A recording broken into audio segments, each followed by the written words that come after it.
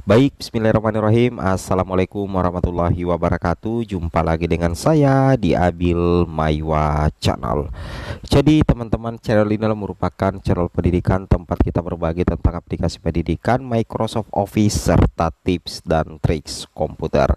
Di sini ada kabar gembira teman-teman ya untuk pelamar seleksi P3K 2024. Katanya ada kabar baik bagi guru honorer. Jadi ada kabar baik guru honorer di seleksi P3K 2024. Kira-kira apakah akan dituntaskan teman-teman ya?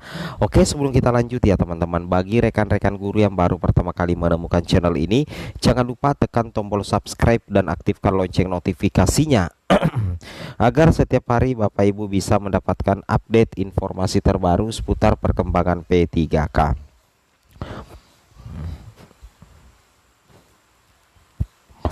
Baik, tanpa berlama-lama lagi, kita langsung saja to the point ke informasi terkait kabar baik bagi guru honorer ya di seleksi P3K 2024.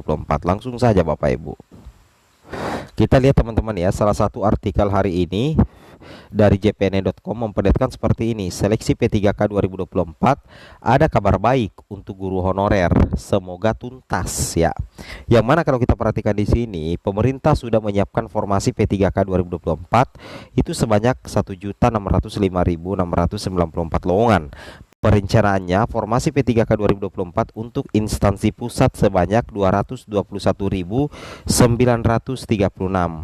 Adapun jatah formasi P3K 2024 untuk instansi daerah itu 1.383.758. Jadi kalau kita perhatikan untuk P3K saja itu 1,6 juta.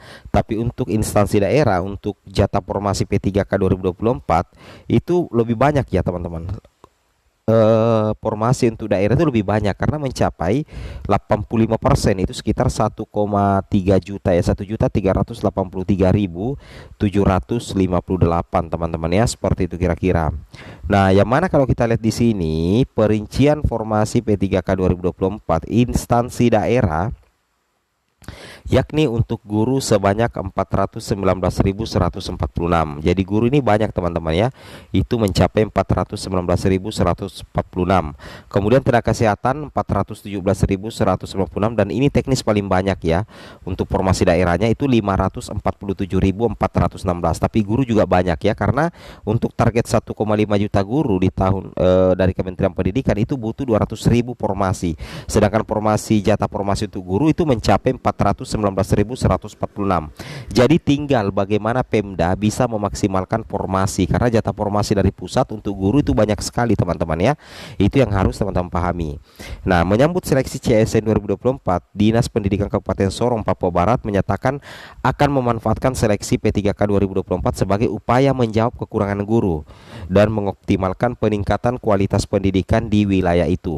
Kepala Disdik Kabupaten Sorong Reinhard Simamora di Sorong menjelaskan tenaga pengajar di setiap jenjang pendidikan di daerahnya masih harus ditambah guna mengoptimalkan kegiatan belajar mengajar di setiap sekolah teman-teman ya. Kita masih sangat butuh guru P3K untuk mengisi kekurangan guru teman-teman ya, baik di tingkat SD, SMP maupun SMA dan SMK. Rinhar memerinci jumlah guru SD 785 orang, SMP 440 orang, SMA 228 orang, dan SMK 141 orang. Di tingkat SD kita pemerintah Kabupaten Sorong butuh lagi 400 guru teman-teman ya. Kemudian SMP kita butuh 200 guru, SMA kita butuh 112 guru, dan SMK kita butuh 50 guru. Alhamdulillah ya.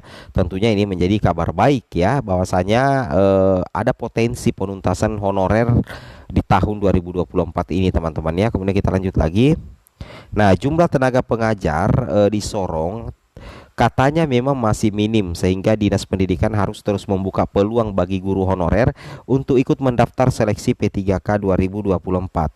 Pembukaan penerimaan guru P3K kita buka sejak 2021 hanya untuk guru SD dan SMP, sementara untuk SMA dan SMK saat itu masih di bawah naungan pemerintah Provinsi Katarinhar ya.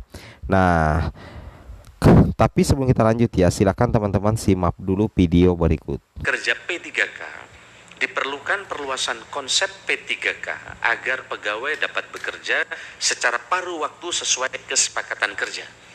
P3K agar pegawai dapat bekerja secara paruh waktu sesuai kesepakatan kerja. P3K yang bekerja secara paruh waktu diperuntukkan untuk jabatan non-manajerial. Selain itu akan dapat juga mengenai nomor identitas pegawai negeri sipil, NIP PNS dan PPK yang bekerja penuh waktu berlaku nasional ditetapkan oleh BKN.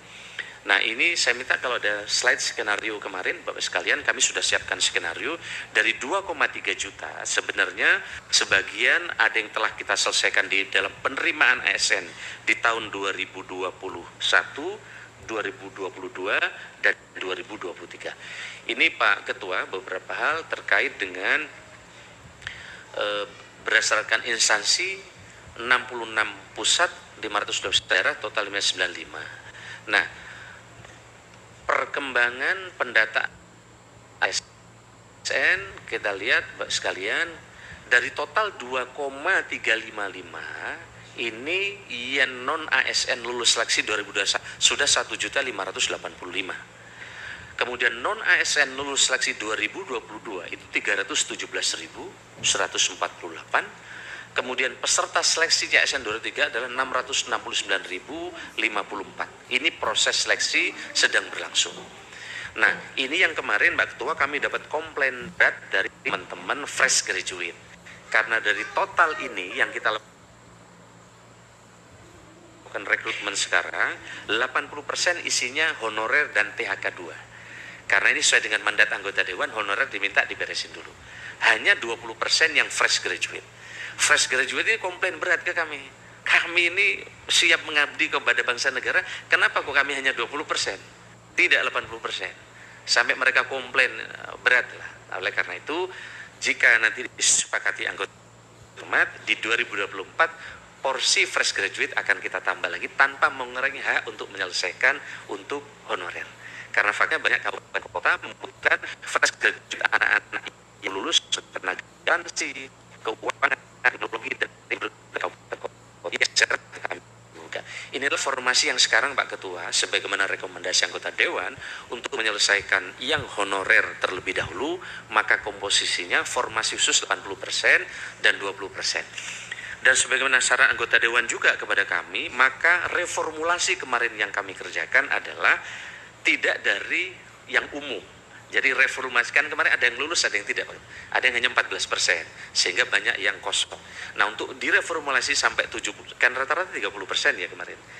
Kita reformulasi lulusnya 78%. Nah, tapi untuk yang bisa reformulasi, ini syaratnya yang THK dan honorer, tidak dari lamaran umum. Nah, sehingga mereka mendapatkan